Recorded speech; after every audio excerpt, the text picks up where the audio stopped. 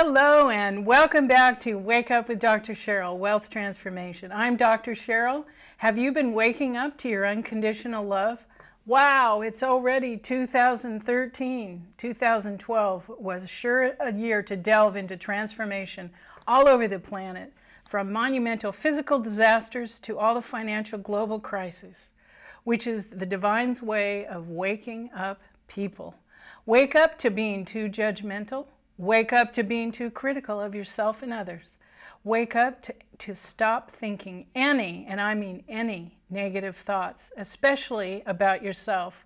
Wake up to being and sharing your love. We need unconditional love more than ever today. People keep asking me, what's unconditional love? Well, it's being non-judgmental and non-critical and having patience. And this is the beginning. And then listening. Listening is a great act of unconditional love. Yes, money. Our value system puts entirely too much value on money and material things. It's about wealth in all departments of our lives, not solely in our bank accounts. There is nothing wrong with having a lot of money. It's just the unbalanced values that is put on it. Where is the love and happy relationships as our foundation and not money as a foundation? Please do your part to heal these core issues. Please wake up to your unconditional love and applying these principles to everything. So laugh more, share your unconditional love more.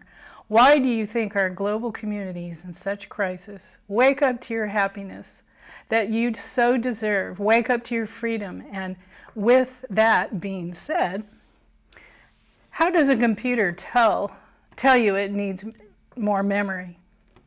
It says, bite me. This is the second part of a two-part discussion with Michael. Michael Pritchard is a nationally acclaimed keynote speaker, praised by Wall Street Journal, CNN, and Time for his ability to use humor to inspire and educate his audiences on communication skills.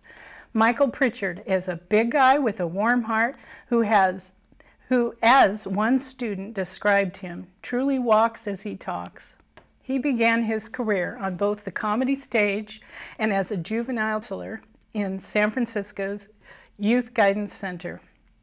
In 1980, Michael Pritchard won first place in the San Francisco International Stand-Up Comedy Competition, as well as winning the prestigious California Probation Officer of the Year. Michael's offers from Hollywood rolled in, including a guest appearance on the Emmy award-winning episode of Taxi. His sensational stand-up comedy billed him with Robin Williams, Jerry Seinfeld, Dana Carvey, and Whoopi Goldberg playing venues at Caesars, the Comedy Store, Universal Amphitheater, and openings such as names as Diana Ross, The Grateful Dead, Kenny Rogers, Michael McDonald, and Boss Skaggs. But Michael rejected offers from Hollywood to focus on using his comic talents for inspiring youth and adults. Drawing from his counseling background, Michael Pritchard began using humor to inspire, teach communication skills, anger management, diversity, conflict resolution, and overcoming burnout and stress. Michael has too many awards and honors to mention all of them. Some folks are so self-absorbed, it's amazing they haven't drowned. Now, folks... Or they're sitting on their head looking for a glass navel. Yes, there it is. We had a lady who was so angry at the Pete's Coffee, screaming at one of the kids. And I know the kid, she's a kid who's in struggle. And she's being very indiscriminately rude and hostile. And so I was in the back and I began to whistle. And then everybody in the whole place starts to laugh and I go, she says, is it about me? Is that whistling about me, not having a brain? And I went, well, it's all about you, isn't it? Well, you're like, I'm not trying to hurt you, man. No, I'm trying to wake you up. I know. And you see it, and that cruelty, that cynicism. But that's how she feels about herself. I mean, that's where it all stems from. And You know, I do respect Warren Buffett, and I know I love Warren, yeah. what we talked about. He's been great for me. His company, See's Candies, I filmed right here at San Rafael High and at San Marin High through See's Candies, who sponsored me right after Columbine, right after the shooting in Columbine. Yeah. We had to do more. And we filmed a wonderful television show for PBS called Saving Our Schools from Hate and Violence. Yeah. And they footed the bill. Berkshire Hathaway wonderful. and See's Candies. So, they were wonderful folks. Well, you know, unconditional love. That's Right. what there's two things that he has said about true wealth, and that's unconditional love, and that you have unconditional love around you with Right. your friends, family, Right. and then no doubt, which I know I've talked to multiple people about this that are wealthy and that are on their way, and the doubt part it's a challenge. Right. It is a challenge. Well, here's a line that's for where him. the faith comes in too. I mean, if you just keep going. Here's the line. Fear is the little dark room where negatives are developed, and you'll never quit 1 minute before the miracle happens. When in my life I've had so many hard times, but just when I would be most at Yes. something arises. You never give up. Right. You never. Right. I'll never give up. Right. And I have trusted some people that I lost everything. I trusted the wrong people, and I lost everything financially. And I didn't trust myself enough. Wow. There's a great line. Yeah. There's a great line. I didn't trust myself. Did you And know? Not at the time. Did you intuit? Yes, I did, and I didn't Didn't trust it? listen. I didn't listen, and I'm. To yourself? Yes. Yeah. Isn't that amazing? Yeah. And that wasn't that long ago. No, it doesn't make any difference when it is. I mean, It makes no difference when it is. but I do know what it's. You know. You're wiser now. Oh my goodness, that won't happen again. Right, yeah. And even if it did, you grow I know, in wisdom. but I hate to think that it would happen again, Right. because I'm not getting any younger. But I don't care about that. Right. You know, it doesn't matter, because I know I'm on the path now. Well, you build the spiritual firewall. Yeah, exactly. You know, Exactly, be yeah. wise enough to build that spiritual firewall to protect yourself from unscrupulous or sad or cynical people. And I thought this was a remarkable line from a little girl. She was a 4th grader in Franklin, New Hampshire. And I thought this is such a spiritual line and a brilliant line.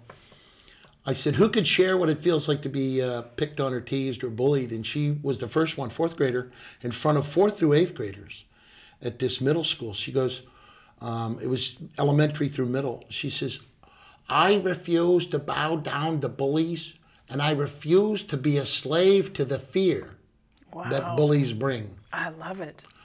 And I looked down at, she was is she? 4th grade. She was 10 years Wow. old. I looked around at her teacher, who went, Wow. and Gary Steinbach, I would her have loved to have counselor. met her parents. You know, I said that same thing when she was walking away. It was a really remarkable moment. I said, as she's walking away, her name was Tavon, a little red-haired girl. She looked like Jimmy Cagney. And as she's walking away, I go, Tavon, wait a minute. Remind me of one thing. What is the motto of the great state of New Hampshire? And she goes, live free or die. I go, it's so amazing that a 4th grade child can teach you Embrace- more Yeah, about not being a slave to fear. yeah. And most people are. Right. And that's the key. And that's when our kids can teach us more. I said to a kid emotionally, I told them that the line by Helen Keller is live in your heart. And her line was, they said, Miss Keller, it must be hard for you to be blind. She goes, well, it would be if I had no vision. We see with our hearts. That's right. Right? That's right. And that's why this show is so important for people, to have relationship to money, a friendship to money, and a partnership to money. And not having the fear. Right. And since you're following your purpose and your passion, and you've been doing that for a long time, where's the root of your wealth? Aside from money, because that's just family. It's just absolutely family. My kids are my joy. My middle son's studying to be a doctor. My oldest son has a sitcom on Comedy Central.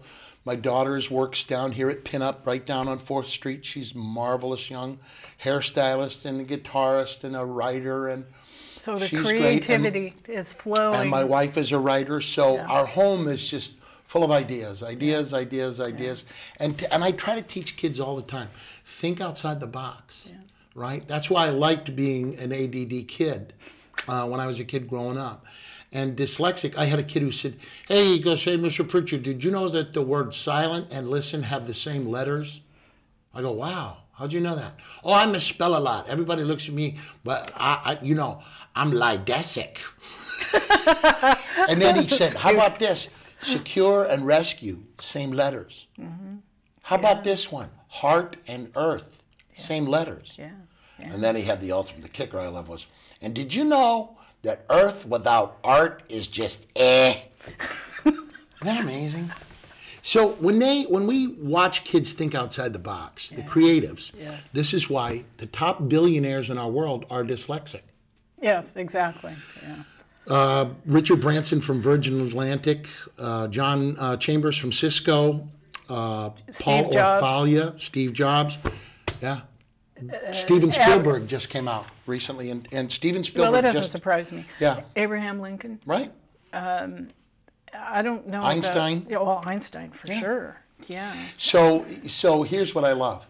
When you know that thinking outside the box teaches you vision beyond your own vision, that's when, like for me, the culture of my home and teaching my kids through the creative way that I did, because I had ADD, and I talked about the entrepreneurship of this. There was a young man, see if you know your history. He was tossed out of school at the age of 10, and he was the greatest entrepreneur in American history, Dr. Benjamin Franklin. Yeah. Had he been born now, Tom Hartman said, he might have been marginalized, told he was not too bright. King George III would have been very happy. There would have been no American Revolution. And the Queen would have been recently visiting her colonies. So it's amazing that entrepreneurship comes from that heartfelt. It's a creative flow. Right. So, and that's what our country was based on. Right. And somehow we have to get it back. We've lost our We've way. lost it, and we've got to get it back. This is why I'm talking about this whole subject, because maybe it's because I have roots in the Constitution. It's like, wake up. The family member signed the Constitution. Did you read Outwitting the Devil? Sure. Yeah. That was quite interesting about how the education system and the political system and the religious system have basically overshadowed those creative flow in children. Well, because they're fear-based. I know. And if they're fear-based for control, then they forget. We help them understand. Absolutely. So here's don't overstand, understand, right? Absolutely. That's what it's about. And help those that really want to help themselves. Right. By talking about it openly. Right. I mean, that's what it's all about. That's the conversation. Yes, and I'm not here to judge, because that's the unconditional love. No, I know. But it can be frustrating and conflicting. Yeah, and however, it is what it is, and people just need to get educated. Right. That's really that's what it's about. Education is overcoming your own ignorance and fear of things that are different. And so for me, when I watch, helping. How do we find common ground? There was a great philosopher, Martin Buber, who had suffered through the concentration camps. He was brilliant. And he was asked, how can we get the Jewish and the Christians to work together to feed the hungry and house the homeless? And Buber, having suffered so much, was very wizened. And Aeschylus's line is, with every drop of pain on the human heart, wisdom grows. So he was a very wise man for what he had endured and also what he had seen. And he said, well, since the Jewish believe that the Messiah has not yet arrived, and since the Christians believe the Messiah has arrived and is returning, I suggest that when the Messiah shows up, we all go up together and go, were you here before? And I recommend the Messiah say, let's go down and feed the hungry and house the homeless. That's more important.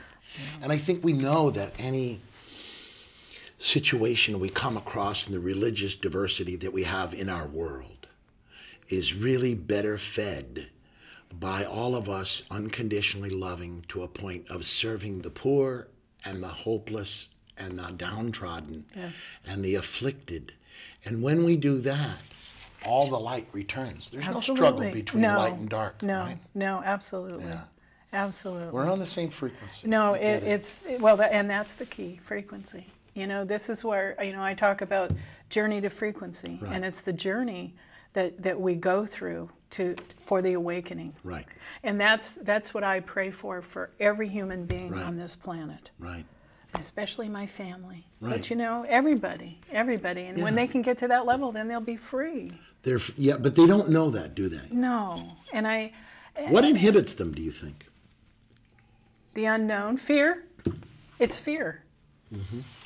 It's the fear of the unknown, you know, because they don't want to change. They're the security of what they're Status used quo. to. Yeah, status quo. Yeah. And you know what? Status quo can't happen anymore. Look what's happening in our, Right.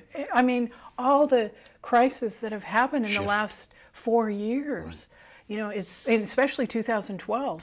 You know, the earthquakes and the tsunamis and all of the hurricanes, everything. Teachable moments. Yes, but you know, the beautiful thing about that is that it brings people together. Right. Yeah. You know, and it forces people to come together. You know, and don't take yourself for granted. Don't take your family for granted. Don't take anything for granted. Well, I tell kids this all the time. I said, people think that things are safe and where they are is everything's comfortable. And I said, violence doesn't have a zip code. Ask Michael Jordan or Bill Cosby or Gerald Levin. Every one of them had $1 billion in the bank and lost a family member. So if we do not proactively seek ways to find and help other young people with peace, to help, what I do every day is working with kindergartners and through college-age kids, is try to front-load peace for all of us. And I've been doing that for quite some time. But what I've learned, and just like you said, it's an awakening process. I watch it because I realized that when I was sitting at some of the prisons, talking to men who were locked up geniuses, I said, I've got to go back downstream and find out what caused them to wind up here. Yes.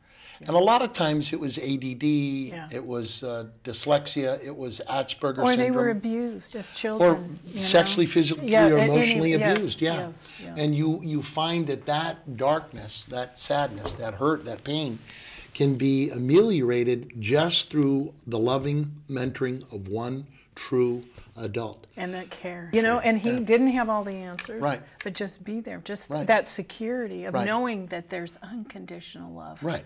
That's what the key is. What does that do for you? What did that do for you? Just knowing that you had somebody there while you were studying. That has carried me through, even though he's been gone for 33 years. God bless his soul. And he passed away at 57. Just missed 58.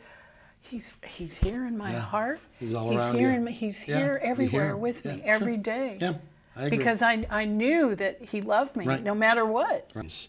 You know, like when I talk about people, everybody says, well, gee, what did you see in that kid? And I said, I saw them not for who they were right then, but for who they could be. Right? It's like I always see the light in somebody. Right. No matter what. Even Charles Manson has it in him. Sure. Any of them. You know, he just doesn't know it. He hasn't woken up to In it. The sickness that abides in souls so tortured, so bereft of any soulful compassion, it's important for us to do everything we can to protect ourselves, but at the same time do what we can to understand them and do what we can to help them grow. Yeah. Now, it's hard. Well, that's hard work. Yeah. You know, I mean, everybody. Well, you know, if the person is not willing, or you know, whatever's blocking, it's like, you know what? I walked up to a homeless person the other day at the bus station, and I said, is it okay if I ask you a question? And he said, sure. You know, I saw him laying out his clothes. Right. He was organizing himself. Yeah, getting himself situated. How did you get here? How did you end up here? And he said, well, and he, you know, he didn't give me a direct answer, but he kept going off and he was saying, well, I said, don't you have help? And he says, yeah, I did. I've been doing this on and off for about 10 years. And they told me that I was hopeless. That I was a hopeless case, and I said, oh my God, I'm so sorry. And I did give him some money, but I said, I'm so sorry. You know, I don't know if there were drugs. Isn't it funny that words can put a person Oh, one word, you know? I mean, I realize as being a single parent, my daughter is great. She's following her passion. She's a sous chef, and she's 22. She's doing her passionate, creative thing, and I've always nurtured that with her. And I do realize that maybe at points I was a little too critical. And we've talked about it openly, though. Right. Yeah. And she knows, you know, I'm sorry, I didn't do it on purpose. You know, it was an unconscious thing. Right. So, but at least we can talk about it, and there's healing. There's, you know. We have to guard our words. This is why I teach kids all the time. Use your words as shields and not as swords. Yeah, absolutely. The scale can measure the weight of a person, but not the worth of their heart and spirit. And a measuring tape can measure the height of a person, but not the height of their heart and spirit. And it's, you know, I really think that it comes back to having that unconditional love. Right. That's the root. That's the foundation of. How do you get that across in the very cynical business community? Because this is the you can see the reason. This is touchy feely stuff. Yeah, we're bankers. We're finance people. We're insurance people. You know, wall. Yeah. Well, you know what? It's very selfish. That to me, because I've worked with bankers, I've worked with lawyers, I've worked with the whole gamut. Right. And they're very selfish. It's okay, you know, what I noticed being back in the corporate world is that they're very selfish. They don't look out for the whole, for what's good for everybody. They look out what's best for themselves. Even in a company? Yes. Wow. Yes, that's my experience. Yeah. I know that there's companies like, and a good example, and I don't know 100%, but like Google is a good example. They take care of their employees. Yeah. And Starbucks. They have an entrepreneurial spirit, you know, so it is shifting. It is shifting. But, you know, hardcore Wall Street, they've got a lot of work to do. They really do. And it's not going to be the same outlook. Right. You know, the CEOs and the CFOs and whatever. And it can't be that way. There's more than enough. There's more than enough. That's what I keep telling everybody here, is like there's more than enough money. All power, but it's all got to change. It's all got to change. I understand that. How does the average working class person, what is the best way for the average working class person to address the corporate world's apathetic indifference to the situation of the working class and get them to let the iceberg melt on top? Well, in my experience, and I've been in the business world a long time, and even though I've completely shifted my focus, is that, you know, no matter what. Better focus, by the way. Yes. The leaders at the top, you know, no matter what organization you're involved with, the leaders at the top are the ones that set the precedents for the way things are going to be. So if you're in a company that you're not happy, then search for one that has a better, you know, top. Hierarchical. Yes. And you know what? This is one thing that I you know, God bless Bernie Dorman. Cooperation versus competition. Right. And that's what I keep hearing that over and over and over. And that is really the key. Yeah, that's cooperation. And you know what? Live your life as an example of that. You know, ironically, in the Happy movie, there's and that's a wonderful movie, by the way. Yeah, P. Reed Montague, who's a professor of neuroscience at Baylor, said that when set to compete or to collaborate, man and woman always collaborate first, because it's like shooting endorphins into the brain. Good feelings of emotions, and it's better, ironically, when you collaborate, it's better than using an antidepressant. Oh, yes. Okay. So what would you suggest to the audience in applying spiritual principles to wealth? Right. I think in our community, and in every community in America, get your kids out, and if you want your kids to be wealthy, get them to be well. That's part of it. Mentally, emotionally, and spiritually. And physically, because, you know, I'm a proponent of working out. Yeah. It's so important because that keeps, like, especially when you're ADD and HD, Right. working out keeps those endorphins going. Right. And so you realize the longevity of the work is all our job is to lay seeds in our community. Yes, absolutely. Just lay seeds. Yeah. As mentors, as teachers, as coaches, as doctors, as nurses, as cops, as firemen. Everybody's a teacher to teach community. Absolutely. You know, everybody's a teacher to teach community. And the greatest gift is, and this is the hardest, and this is what I ask our community to do. When you see that angry, bitter, visceral soul, that vituperative, venomous, gossipy, slashing person who is toxic, do everything you can to intervene, to confront, and to enlighten in an engaged and unconditionally loving way. Yeah. And I do this as much as I can. It's hard. Sometimes it's very challenging. Bitter, or, you know, tell them you got to choose between bitter or better. Yeah, right? Exactly. And that's the one thing I would advise our community. I see so many unhappy people here in this community. I've never seen any place in the world. When you're in Central America, and I've been in Central America and Southeast Asia, I've been all over the world. I've been in Europe. People are happy, much happier than here.